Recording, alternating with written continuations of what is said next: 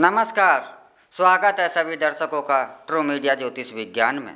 आज हम बात कर रहे हैं गन्ने के रस के। गन्ना, जिसे ईख, गन्ना इत्यादि नामों से जाना जाता है। गन्ना ये हम भारतवासियों का एक सौभाग्य है। हम भारतवासियों का लिए गन्ना एक ईश्वर का वरदान है और हमें गर्व भी होना चाहिए कि हमारे पास गन्ना है, क्योंकि गन्ना जो है मिठास से भरपूर है। इसकी मिठास हर घर के अंदर सदैव ही स्थान रखती है। लेकिन आज गन्ने का यह रूप, केमिकलों के दौर से गुजरता हुआ जहरीला रूप, जिसे चीनी कहा जाता है, यह हर घर में पहुंची हुई है चीनी। तो वह चीनी भी आपका गन्ना ही है। तो गन्ने के तो बहुत सारे फायदे हैं। पीलिया जैसा रोग, जब शरीर के अंदर लौह तत्वों की कमी हो जाती है, हमारे खून को लाल रखने की जो तत्व काम आता है और जो पदार्थ हमारे शरीर में के खून को लाल रखता है, वह है लोहा, आयरन।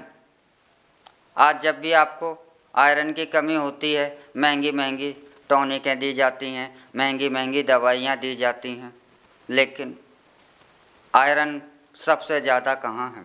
आयरन का बहुत बड़ा स्रोत है गन्ना, जो हमारे खून को लाल रखते हैं। उन कोशिकाओं को लाल रखने के लिए आयरन का सबसे बड़ा स्रोत गन्ना है।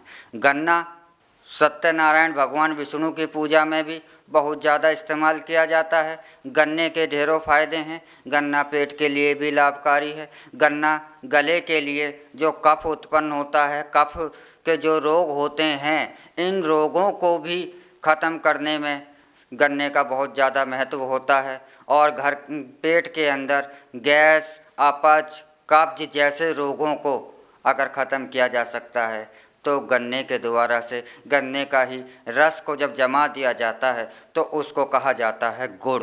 गुड़ कफ नाशक माना जाता है गन्ने का रस। अब खांसी के रोग हों तो खांसी के रोगों को नष्ट करने में गन्ने का बहुत बड़ा रूप माना जाता है। गन्ना पेट की कब्ज को भी दूर करता है और आपके शरीर को एक ऊर्जावान बनाए रखता है। पीलिया जैसा रोग, जिसे जॉन्डिस फीवर कहा जाता है, यह ऐसा रोग है कि सारे शरीर का पूरा खून तेजी के साथ सफ़ेद पीलापन लिए होने लगता है और उससे के कारण पूरा शरीर पीला ही पीला दिखने लगता है। और ऐसे रोग का नाश करने में, ऐसे रोगी को यदि जितना भी ज़्यादा से ज़्यादा गन्ने का रस पिलाया जाए या वह गुड़ का सेवन करे तो वो इस रोग को ख़त्म कर सकता है। इस रोग पर विजय बहुत जल्दी के साथ पाई जा सकती है। अगर आप गुड़ का सेवन 12 महीने करते हैं तो आपको आयरन की कमी जीवन में कभी नहीं होगी, क्योंकि आपको, हमारे शरीर को जितने आयरन की आवश्यकता है वह गुड़ स्वतः ही पूरी कर देता है। यह पाचन क्रिया को भी दुरुस्त करता है। तो हमारे आयुर्वेद के अंदर तो गन्ने को बहुत बड़ा स्थान दिया गया है। हमारे पौराणिक कथाओं में भी गन्ने को बहुत बड़ा स्थान दिया गया है। कई जगह भगवान विष्णु और ईख अर्थात गन्ने का वार्तालाप का भी वर्णन किया गया है। और गन्ना तो एक ऐसा नाम है कि जिसका नाम लेते के साथ ही मुँह में मिठास आ जाती है।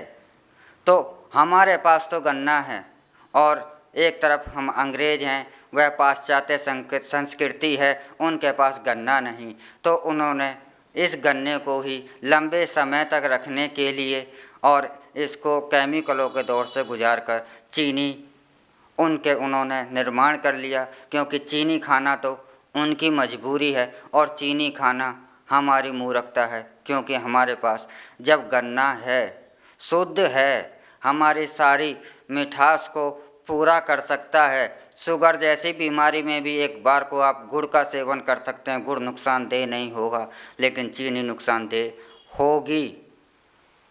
जहाँ मीठा खाना निषेध हो वहाँ पर भी आपको गन्ना जो है कई नुकसान नहीं देता। तो ऐसी मिठास और ऐसा शरीर के लिए बलिष्ठ कारक और शक्तिदायक पेय भी है और पदार्थ भी और एक वनस्पति भी है गन्ना। तो गन्ने के तो ढेरों फायदे हैं। हमारे आयुर्वेद में तो गन्ने का बहुत महत्व भरा हुआ है। तो गन्ने के इतने सारे फायदे होने के बावजूद भी अगर हम गन्ने से दूरी बनाए हुए हैं और अपने स्वास्थ्य को बीमार कर हम डॉक्टरों को बहुत सारा पैसा खर्च कर रहे हैं, तो यह हमारी मूर्खता नहीं है।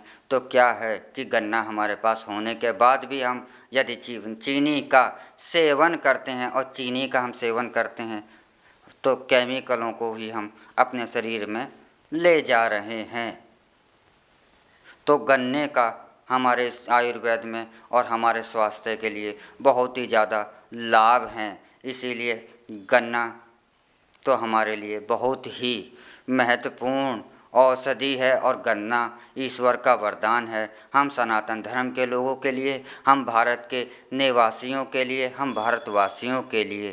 तो इसी के साथ हम आपसे इजाज़त चाहते हैं। अगले एपिसोड में हम आपसे फिर मिलेंगे एक नए विषय के साथ, एक नई जानकारी के साथ। तब तक आप हमारा ट्रू मीडिया ज्योतिष विज्ञान को लाइक, शेयर, कमेंट करना ना भूलें। ओम नमः शिवाय।